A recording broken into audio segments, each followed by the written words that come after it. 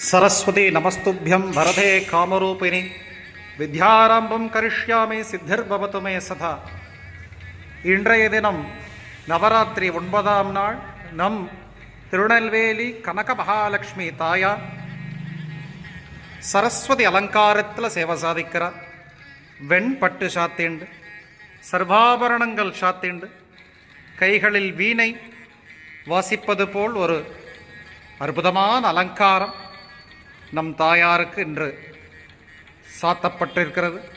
அவசியம் எல்லாரும் சேவிச்சுக்கோங்க.